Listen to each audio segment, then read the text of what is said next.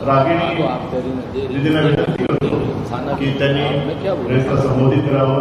रागिणी.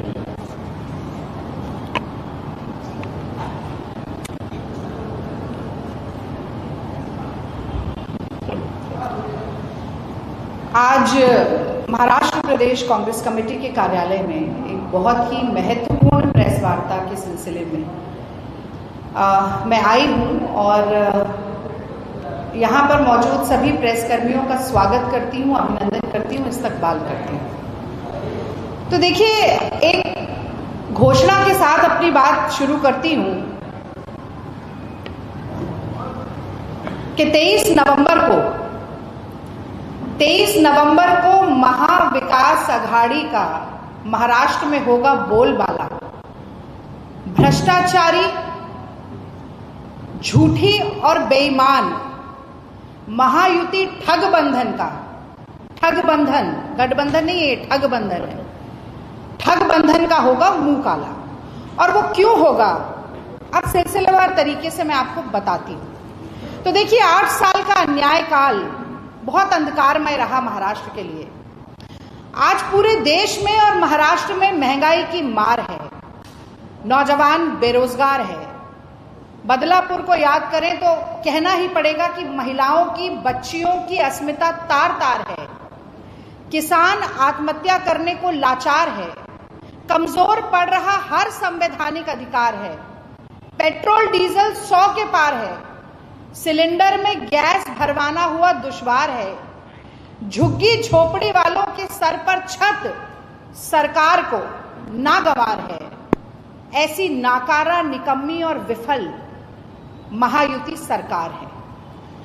और इतनी विफलताओं के बाद कमाल देखिए, ऐसे सूरते हाल के बाद कि प्रदेश में नौजवानों के पास डिग्री है पर नौकरी नहीं है, लोगों के पास जेब है पर पैसा नहीं है, थाली में थाली है लेकिन टमाटर जो लाल आंख दिखा रहे हैं, प्याज जो खून के आंसू रुला रही है. थाली है पर खाना नहीं है, शौचालय है पर पानी नहीं है, सिलेंडर है पर गैस नहीं है, दुपहिया तिपहिया वाहन है पर पेट्रोल डीजल भरवाने के लिए भी पैसे नहीं. इस सूरते हाल के बाद भी महाराष्ट्र का हक मारने का काम, महाराष्ट्र के साथ बेईमानी करने का काम, फाइनेंशियल कैपिटल जो देश का कहलाता हो उसको साजिशतन गुजरात भेजने का काम जो महायुति ठगबंधन कर रहा है, मुझे लगता है उसका पर्दाफाश होना बहुत ज्यादा जरूरी है. तो देखिए, हम सभी को यह खबर तो पता चली थी कि टाटा एयरबस की C295 फैसिलिटी का उद्घाटन नागपुर में होना था. उसको मोदी जी वडोदरा ले गए, वहां उद्घाटन करा दिया. 1 नहीं, 2 नहीं, 3 नहीं, 17 ऐसे बड़े बड़े उद्योग, फाइनेंशियल इंस्टीट्यूशंस धीरे धीरे सरका के गुजरात भेजने का काम मोदी सरकार बड़ी चालाकी के साथ कर रही है.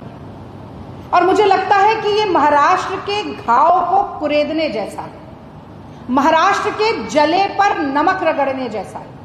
और इसीलिए ये पूछना पड़ेगा कि इस तरह का भेदभाव आखिर क्यों हो रहा है. हम गुजरात को तो बधाई दे देते हैं कि चलिए ठीक है, आपको नए प्रोजेक्ट मिल रहे हैं, पर अगर महाराष्ट्र से छीने जा रहे हैं तो ये साजिश महाराष्ट्र के खिलाफ क्यों हो रही है, ये सवाल पूछा जाना चाहिए. और किस तरह से हो रही है ये जनता को पता भी चलना चाहिए. इससे पहले वेदांता फॉक्सकॉन सेमीकंडक्टर प्रोजेक्ट को भी अहमदाबाद ले जाया गया, हो हल्ला मचा बहुत, तो फॉक्सकॉन ने जल्दी से पल्ला झाड़ दिया. अभी भी मोदी सरकार लुभाने का काम कर रही है, बरगलाने का काम कर रही है. International financial services centre Maharashtra में होना था, उसको धोलेरा पहुंचा दिया गया. डायमंड ट्रेड सेंटर को सूरत भेज दिया गया. बल्क ड्रग पार्क को भी महाराष्ट्र से छीन लिया गया. तो ये महाराष्ट्र को लगातार गरीब बनाने की कवायद, एक संपन्न प्रदेश को विपन्न बनाने की कवायद महायुति ठगबंधन मोदी सरकार के साथ मिलकर कर रहा है. और इसी के साथ दो बातों को देखना और जरूरी है. पहली बात ये कि महाराष्ट्र का खजाना भी लगातार खाली हो रहा है। अगर खजाना खाली हो रहा है तो इंडस्ट्रीज को यहां आना चाहिए ना, उद्योगों को यहां आना चाहिए, फाइनेंशियल इंस्टीट्यूशंस यहां पर बढ़ने चाहिए। एक तरफ तो आप खजाना खाली कर रहे हैं, वो आपने लूट मचाई हुई, उसके भी आंकड़े हमारे पास हैं। 8 साल के अपने कार्यकाल में 5 लाख करोड़ का कर्ज महाराष्ट्र पर अतिरिक्त कर्ज चढ़ा दिया गया है। तो 2014 में जहां पर 2.9 लाख करोड़ मतलब लगभग 3 लाख करोड़ का कर्ज महाराष्ट्र पर था, वो बढ़कर 7.82 यानी कि लगभग 8 लाख करोड़ का कर्ज हो चुका है। खजाना खाली हो रहा है, इंस्टीट्यूशंस छीने जा रहे हैं, और उसके साथ साथ जो जनता की गाढ़ी खून पसीने की कमाई है, जनता की जेब है, उसे किस तरह से काटा जाए, महायुति इसकी युक्तियां निकालने में लगी हुई है। कैसे भ्रष्टाचार के, कैसे करप्शन के, कैसे कमीशन खोरी के नए नए फॉर्मूले इजाद किए जाएं, यही युक्ति भिड़ाने का काम महायुति ठगबंधन ने पिछले 8 सालों में किया है। और एक बड़ा खुलासा आज मैं करने जा रही हूं। दस्तावेज हमारे पास हैं, ये पूरे एक दस्तावेज की हमने एक छोटी सी फाइल बनाई है, वो बाद में मैं उसकी आपको लिस्ट भी बता दूंगी, और ये आपको ऑनलाइन शेयर भी कर दिया जाएगा, प्रेस रिलीज के साथ दिया जाएगा। पहले आते हैं कि ये आखिर भ्रष्टाचार है क्या। तो देखिए, Maharashtra building and other construction workers welfare board है। बेसिकली श्रमिकों का जो कल्याणकारी जो बोर्ड होता है वो है Maharashtra building and other construction का। तो भैया ऐसा हुआ कि इनको अचानक सोते सोते याद आई कि जो श्रमिक हैं, जो बेचारे झुग्गी झोपड़ियों में रहते हैं, कईयों के ऊपर तो सर पे छत नहीं है, एसआरए का एक अलग ही स्कैम चल रहा है, तो वो जो गरीब लोग हैं जो बड़ी बड़ी इमारत और महल बनाने का काम करते हैं, इनकी रसोई में बर्तन होने चाहिए। उन्होंने कहा देखिए, रसोई में बर्तन तो होने चाहिए, खाना किस पे बनेगा, खाना है कि नहीं इसकी चिंता करने की जरूरत नहीं है। वो मोदी जी वहां से ऐलान करते रहते हैं कि देखिए 80 करोड़ लोगों को मुफ्त का राशन भिजवा दिया, और ग्लोबल हंगर इंडेक्स में भारत का जो रैंक है वो ऊपर चढ़ता जा रहा है, भूखमरी में देश विश्वगुरु बनता जा रहा है। तो राशन मिल रहा है कि नहीं इसकी चिंता नहीं है, रसोई में गैस तो है नहीं, रसोई का चूल्हा भी जल पा रहा है कि नहीं इसकी तो चिंता है नहीं, प्याज टमाटर खरीद सकते हैं कि नहीं, दूध घी पनीर आ सकता है कि नहीं, इसकी कोई चिंता नहीं है। हाँ, बर्तन होने चाहिए, क्योंकि बर्तन खरीदने के लिए घोटाला होगा, भ्रष्टाचार होगा, उस पर कमीशन खोरी होगी, और जनता का पेट काटकर महायुति ठगबंधन अपनी जेब भरने का काम करेगा। कैसे किया वो मैं आपको बताती हूं। तो देखिए, कंस्ट्रक्शन वर्कर्स वेलफेयर बोर्ड को यही चिंता हुई, और उन्होंने 27 अक्टूबर 2020 को एक बोर्ड की बैठक बुलाई, और उस बैठक में ये कहा गया कि भैया हम बर्तन भांडे का एक पूरा सेट, एक किचन सेट खरीद कर श्रमिकों में बांटना चाहते हैं, और ये काम 2 जगह होगा, एक नागपुर में होगा और एक संभाजी नगर में होगा। अब कौन कौन से बर्तन दिए जाएंगे वो भी मैं आपको बताती हूँ। 30 बर्तनों का एक सेट बनाया गया, जिसमें 4 थाली, 8 साझा, 4 गिलास, 3 तरह के पैन, 2 तरह के चमचे, पानी का जग, मसाले के डिब्बे, एक परात, एक प्रेशर कुकर, एक स्टील की टंकी, तमाम ऐसी चीजों का सेट देने की बात की गई। उत्साह में बैठकें शुरू हुई, उद्योग विभाग लग गया, ऊर्जा विभाग लग गया, श्रम विभाग लग गया, और 2021 में शासन ने इसको मंजूरी दे दी, और ये कहा कि ये स्टील के बर्तनों के 5 लाख सेट खरीदे जाएंगे, 2-4 हजार नहीं, 10-20 हजार नहीं, 5 लाख सेट खरीदे जाएंगे। अब 5 लाख सेट खरीदे जाएंगे तो किससे खरीदे जाएंगे? सबसे महत्वपूर्ण वही हो जाता है, कैसे टेंडरिंग के नियमों को बदला जाएगा, कैसे अपनी किसी कंपनी को घुसाया जाएगा, और वो कंपनी किस तरीके से आपको ज्यादा से ज्यादा जनता पर भार डालकर ठगबंधन वालों की जेब भरने का काम करेगी, इस कवायद में लग गए। तो अब आपको बड़ा आश्चर्य होगा कि हुआ क्या। भाई, स्टेनलेस स्टील की कई ब्रांडेड कंपनी है, एक का नाम ले देती हूँ, मान लीजिए प्रेस्टीज है, जैसे सुना होगा आप लोगों ने, प्रेस्टीज प्रेशर कुकर। किसी ब्रांडेड कंपनी के पास नहीं गए, नॉन ब्रांडेड कंपनी के पास भी नहीं गए, एमएसएमई की बात की जाती है, मेक इन इंडिया की बड़ी बात करते थे, किसी एमएसएमई को भी नहीं आने दिया, नियम बदल दिए गए। और किसने टेंडर लिया? मफतलाल कंपनी का आपने नाम सुना होगा, शर्टिंग सूटिंग के नाम से, कपड़ा बनाने की कंपनी, टेक्सटाइल कंपनी। कहीं पर भी अपने किसी वेबसाइट में तक लिखा भी नहीं है कि हम स्टील के बर्तन भांडे बनाते। Textile, information technology, e commerce और हेल्थ केयर सेक्टर में सक्रिय हैं, ऐसा उनकी अपनी वेबसाइट बताती है।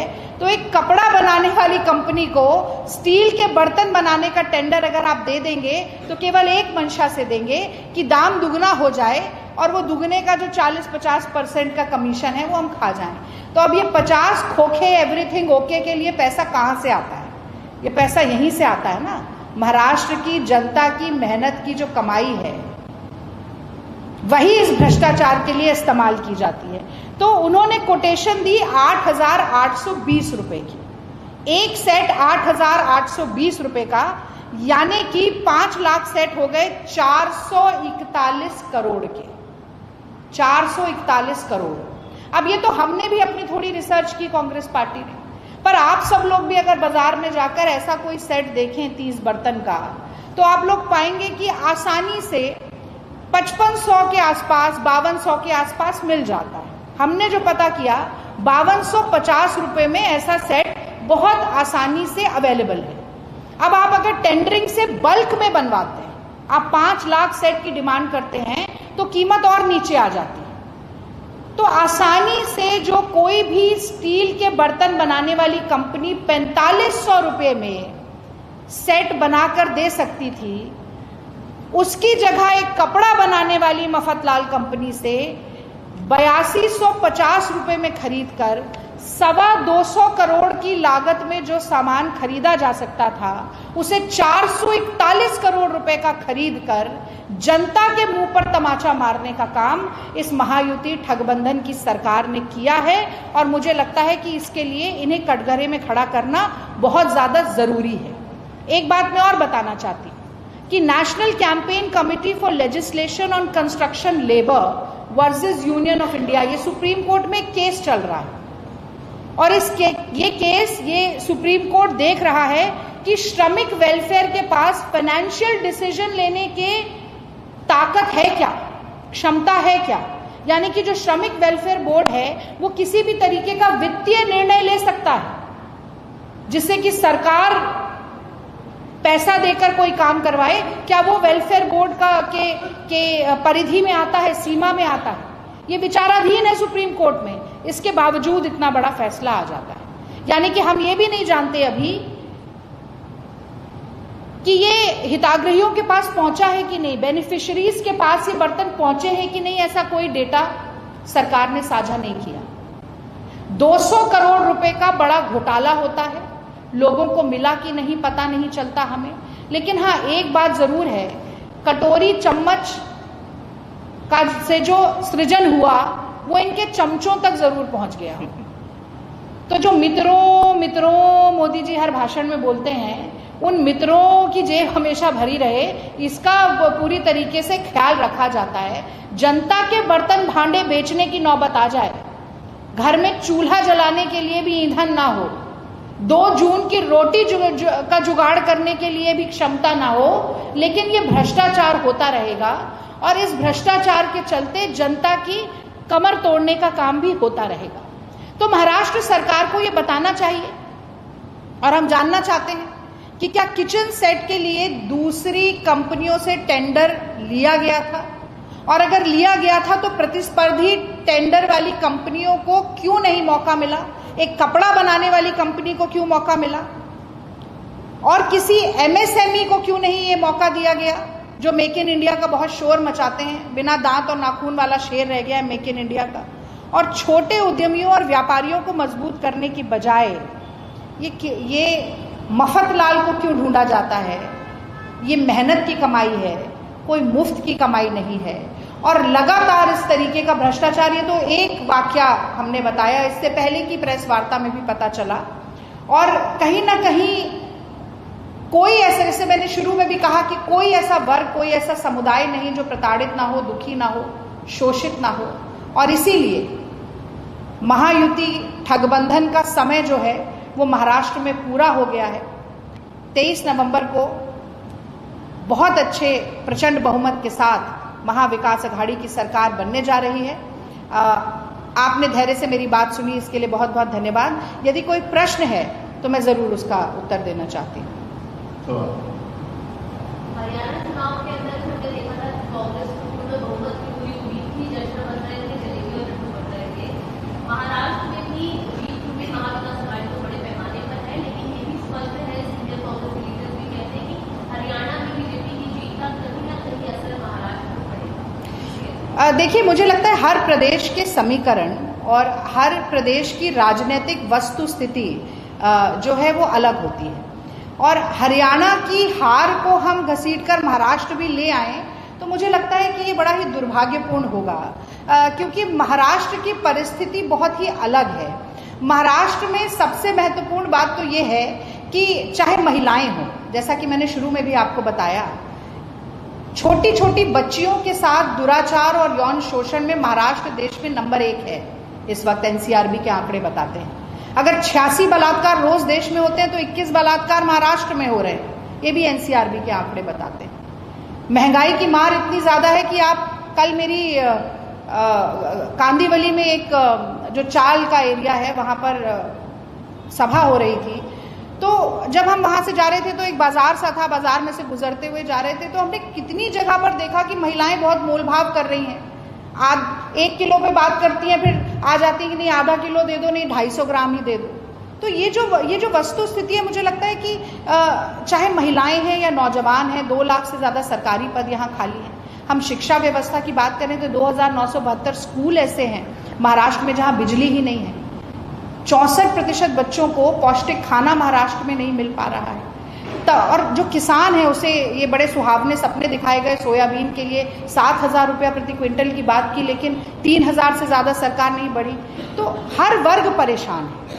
और उसी के विपरीत जनता के साथ कदम से कदम, कंधा से कंधा और आवाज से आवाज मिलाकर चलने का काम महाविकास अघाड़ी ने किया, कांग्रेस पार्टी ने किया, उद्धव ठाकरे जी की शिवसेना ने किया, शरद पवार जी की एनसीपी ने किया। और सबसे महत्वपूर्ण मुझे लगता है, देखिए, जनतंत्र में जन पहले आता है, फिर तंत्र आता है। यानी कि जितना महकमा है ये वो जनता के लिए है। और लोकतंत्र में जनता जनार्दन का निर्णय सर्वोपरि है। जनता जो आदेश दे दे, अगर आप उसकी चोरी करते हैं तो आप जनता की पीठ में छुरा घोंपने का काम कर रहे हैं। और इसीलिए महाराष्ट्र की जनता महायुति ठगबंधन को माफ नहीं करेगी। उनका समय पूरा हो गया है।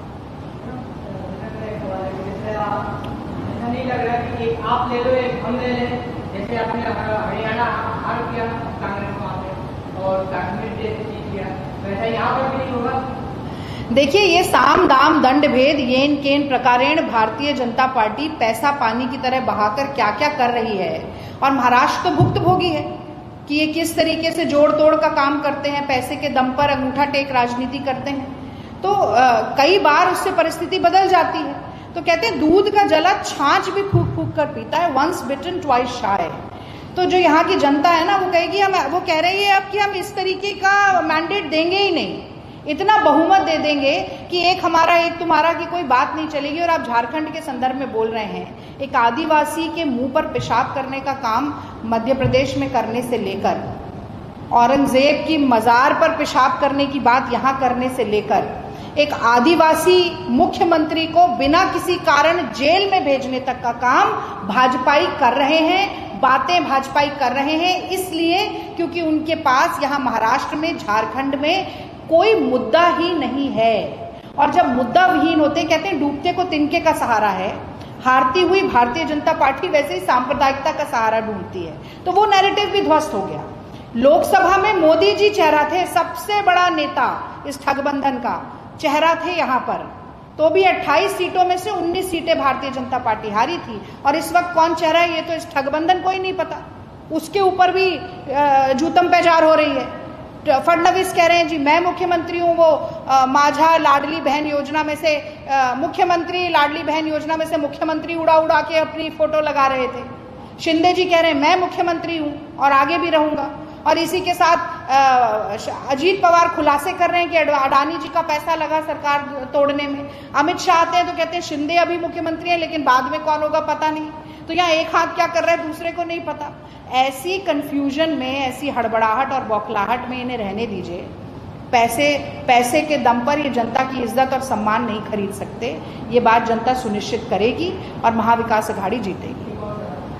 जैसे आपने हरियाणा में 70% वोट पा के आपका सरकार नहीं बना और 20% जो पाने वाली वोटिंग है वो सरकार बना, वो अगर यहाँ दोहराया जाएगा तो उसके बारे में क्या करेंगे? फिर तो वोट जाएंगी या फिर चुपचाप बैठेंगे? नहीं, देखिए, अगर मुझे लगता है कि लोकतांत्रिक प्रक्रिया में ना लेश मात्र का संशय नहीं होना चाहिए।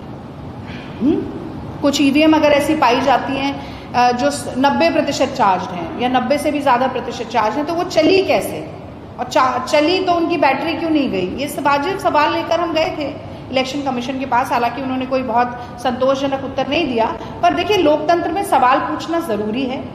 सवाल जो होते हैं वो लोकतंत्र को और मजबूत बनाते हैं। तो सवाल तो हम पूछते रहेंगे, पर मैं आपके सवाल का उत्तर पहले ही दे चुकी हूँ कि ये नौबत नहीं आएगी इस बार हमें बहुत स्पष्ट बहुमत मिलेगा और महायुति ठगबंधन को दरवाजा दिखाया जाएगा। तो ये जो आप कह रहे हैं ना कि थोड़ा सा वोट परसेंटेज आपका ज्यादा होता है पर सरकार वो बना, ये सब कुछ नहीं होगा। वोट परसेंटेज भी ज्यादा होगा, वोट भी ज्यादा होगा, विधायक भी ज्यादा जीत के आएंगे और मजबूत सरकार बनाएंगे। हरियाणा में चार्ट बना ये चैलेंज कांग्रेस टैकल नहीं कर पाई, यही चैलेंज महाराष्ट्र में भी है कि मराठा लड़ाई शुरू की है। इसको कांग्रेस कैसे, कांग्रेस कैसे? देखिए, बड़े ही आश्चर्य की बात है कि राहुल गांधी जी जब कहते हैं कि जातिगत जनगणना होनी चाहिए और समाज का जो वंचित शोषित वर्ग है, जो हाशिए पर खड़ा है, उसको मुख्यधारा में लाने का काम होना चाहिए। अंतिम व्यक्ति के आंसू पोंछना जो गांधी जी ने राजनीति का लक्ष्य बताया था वो होना चाहिए। तो मोदी जी कहते हैं जाति नहीं है भैया, देश में जाति ही नहीं है, 4 जाति है, महिला है, गरीब है, किसान है, नौजवान है, बस ये 4 जाति। फिर चुनाव आता है महाराष्ट्र का तो कहते हैं मैं ओबीसी पीएम हूं, ओबीसी हूं, ओबीसी का भी वोट चाहिए। तो जब खुद के लिए वोट चाहिए तो ओबीसी बन जाते हैं, जाति भी आ जाती है। हरियाणा में जाट बनाम नॉन जाट हो जाता है। पहले यहां पर दलित बनाम मराठा भी हो गया था, आपको याद होगा महाराष्ट्र में पहले। राजस्थान में गुजर बनाम मीणा हो जाता है और खुद भी ओबीसी बन जाते हैं। पर अगर अधिकार देने की बात करेंगे तो कोई जाति नहीं है, तो सिर्फ 4 वर्ग में बांट दिया जाता है। तो बड़ा ही दुर्भाग्यपूर्ण है। पर आपने पूछा मराठा वर्सेस ओबीसी, तो देखिए Maratha versus Mahayuti, OBC versus Mahayuti, Hindu versus Mahayuti, मुसलमान वर्सेस महायुति, ईसाई वर्सेस महायुति, सिख वर्सेस महायुति, ये जनता वर्सेस महायुति है और कोई वर्सेस नहीं है। महाराष्ट्र में जनता को दुखी करेंगे तो जनता नाखो चने चबवाएगी और जनता को सब मालूम है कौन साथ खड़ा है। अच्छा, अब कथनी और करनी में बड़ा फर्क है। देखिए, ये एक अंतिम बात में कहूंगी, कहना जरूरी है। तो मैं मोदी जी के लिए हमेशा कहती हूं कि मोदी रीति सदा चली आई, जो कह जाए वो कभी ना निभाई। मैं मध्य प्रदेश मीडिया की इंचार्ज थी पिछले साल जब चुनाव था, वहां पर भी इन्होंने लाडली बहन की बड़ी तूती बजाई थी और अभी तक भी वहां पर लाडली बहनों को पैसा नहीं मिल रहा है जो 3000 रुपया देने का वादा मध्य प्रदेश में किया था। 400 रुपए का सिलेंडर देने का वादा किया था, आज भी 400 रुपए का सिलेंडर वहां पर नहीं मिल रहा है, यहां पर भी 500 रुपए का वादा करके गए हैं। और वो तो छोड़ दीजिए, 2 करोड़ नौकरी हो गई, 100 स्मार्ट सिटी हो गई, काशी टू क्योटो हो गया, पेट्रोल डीजल का दाम जो है वो 40 रुपया लाना हो गया, रुपये डॉलर का समान भाव करना, कुछ भी नहीं हुआ है। तो मोदी जी तो जुमला कुमार हैं, वो जुमलेबाजी करके निकल जाते हैं, जनता 5 साल के लिए फंसती है। और इसके ठीक विपरीत अगर हम कह रहे हैं कि महाराष्ट्र में महिलाओं को फ्री बस सेवा मिलेगी, तो कर्नाटक में हम फ्री बस सेवा दे रहे हैं पहले से। अगर हम कह रहे हैं कि महाराष्ट्र में 25 लाख रुपए का स्वास्थ्य बीमा होगा, तो राजस्थान में हम 25 लाख रुपए का बिना प्रीमियम का स्वास्थ्य बीमा दे चुके हैं अपनी सरकार में। अगर हम कह रहे हैं कि सोयाबीन के किसानों को हम 6000 रुपया देंगे प्रति क्विंटल का भाव, तो हम धान का बढ़ा हुआ भाव छत्तीसगढ़ में दे चुके हैं, तो हम यहां पर वादा कर रहे हैं। अगर हम कह रहे हैं कि हम बहनों को 3000 रुपया देंगे, बेरोजगार पढ़े लिखे नौजवानों को 4000 रुपया देंगे, तो हम देंगे, क्योंकि हमारी कथनी और करनी में फर्क नहीं है, पर महायुति ठगबंधन के खाने और दिखाने के दांतों में बहुत गहरी खाई है और ये बात भी अब जनता अच्छी तरह समझ चुकी है। फिर भी योगी आदित्यनाथ यहाँ पर आकर जो है बटेंगे तो कटेंगे, मोदी जी लोग कहते हैं एक रहोगे तो सेफ रहोगे, और मोदी जी प्रचार के 2-4 दिन पहले ही यहाँ से निकल गए, शिवाजी महाराज की सभा होगी तब भी काफी काली से दिखाई। देखिए, बटेंगे तो कटेंगे, पाकिस्तान में तिरंगा फहराएंगे, अभी बोला फडणवीस जी ने, और बोटी रोटी माट सब हो गया यहाँ पर भी। जैसे पहले वो मंगलसूत्र की बात कर रहे थे लोकसभा चुनाव में, मटन की बात कर रहे थे, मच्छी की बात कर रहे थे। तो मुझे लगता है इसको जरा गहराई से देखने की बहुत जरूरत है। आप मंगलसूत्र की बात करते रहे, मंगलसूत्र छीन लेंगे, भैंस खोल के ले जाएंगे। अब आपने 90,000 रुपया तोला सोना कर दिया है। कौन सी माँ बहन बेटी है जो मंगलसूत्र सोने का बनवा रही है? किसके पास पैसा है? भारत की माँ बहन बेटियों के गले से मंगलसूत्र छीनने का काम अगर किसी ने किया तो वो नरेंद्र मोदी जी ने किया। अब बटेंगे और कटेंगे पे भी आ जाते हैं। तो बटेंगे कटेंगे जैसी सांप्रदायिक बातें या हिंदू मुसलमान की बातें वही करेगा जिसके पास और कुछ गिनाने के लिए हो नहीं। तो मैं हमेशा ये कहती हूँ कि वो महफिल को फिर से सजाने लगे हैं, भूले बिसरे गीत फिर गुनगुनाने लगे हैं। जब खिसकने लगी है सियासत की कुर्सी, वो हिंदू मुस्लिम को एजेंडा बनाने लगे हैं। तो ये समझते हैं इनका ट्राइड एंड टेस्टेड फॉर्मूला है, कुछ नहीं है तो हिंदू मुसलमान कर दो। लेकिन यहाँ पे महाराष्ट्र में तो बटेंगे कटेंगे कि इतना बैकफायर हो गया। वो कहते हैं ना कि ये उल्टे अपने ही जाल में खुद फंस गए कि सफाई देते फिर रहे हैं। पंकजा मुंडे सफाई दे रही हैं, वो अजीत पवार सफाई दे रहे हैं, यहाँ नहीं चलेगा, महाराष्ट्र में नहीं चलेगा। नहीं चलेगा तो योगी आदित्यराज ने आकर बोला क्यों? और उन्हीं के राज्य में नौजवान जो वहां पर बैठे हैं कह रहे हैं कि no normalization, one shift examination. वो कह रहे हैं ना बटेंगे ना हटेंगे, यहीं डटेंगे और तुम्हारा घमंड तोड़ेंगे। और पवन खेड़ा जी ने बड़ी अच्छी बात कही थी, मैं देख रही थी उनका। उन्होंने कहा अगर हम बटेंगे तो हमारे पॉकेट कटेंगे। तो जो मैंने आपको बात बताई कि जनता की पॉकेट काट काट के भ्रष्टाचार कर रहे हो आप, और बटेंगे कटेंगे क्या? आप तो जनता को मूर्ख बनाकर उनकी जेब काटने का काम कर रहे हो। और फडणवीस जी से मैं जरूर ये कहना चाहती हूँ, मुझे लगता नहीं था कि वो इस तरीके की बात करेंगे। कह रहे थे औरंगजेब की मजार पे कुत्ते से पेशाब कराएंगे और तिरंगा फहराएंगे। चलिए आप कहीं भी कराइए, आप तो आदिवासियों के मुंह पर भी जाकर पेशाब करते हैं भाजपा के लोग। पर बात यह है कि वो तो खुद आरएसएस के व्यक्ति हैं। ये बताए ना कि 52 साल तक तिरंगा झंडा आरएसएस ने क्यों नहीं फहराया अपने ऑफिस में? इसका जवाब दिया है कभी? आपको तिरंगा याद आ जाता है जब चुनाव आ जाता है। 52 साल तक अपमान करते रहे आप राष्ट्रीय ध्वज का, उसका आपके पास कोई जवाब नहीं। आज संविधान को लेकर भी कोई उन्होंने बयानबाजी की। तो भैया रामलीला मैदान में जब संविधान बना, डॉक्टर भीमराव अंबेडकर जी द्वारा बनाया गया संविधान, ये उसकी प्रतियां जलाते थे संघी और कहते थे कि मनुस्मृति को संविधान बनाओ।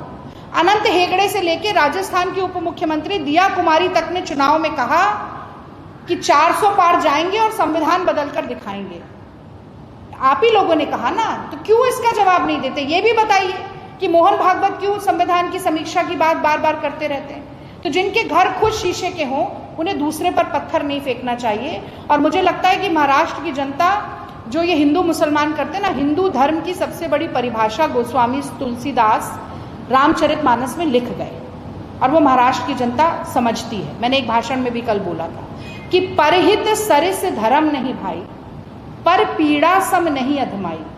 दूसरे का हित करना, भलाई करने से बड़ा कोई धर्म नहीं, और दूसरे को परेशान करना, उसका अहित करने से बड़ा कोई अधर्म नहीं। और ये अधर्मी लोग हैं, ये असल में मरा मरा बोलते थे, तो मरा मरा मरा मरा करते करते राम राम हो गया। ये मुंह में राम बगल में छुरी वाले लोग हैं। ये अपने चुनावी फायदे के लिए किसी को नहीं छोड़ते। ऐसा कोई सगा नहीं जिनको ये ठगबंधन वालों ने ठगा नहीं। इसीलिए इनकी हार निश्चित है और उसी के साथ साथ हमारी जीत भी निश्चित है। बहुत बहुत धन्यवाद। धन्यवाद आप सभी का, आप यहाँ आए और इस वार्तालाप को सहभागी हुए। दीदी आपका भी बहुत बहुत धन्यवाद। Thank you.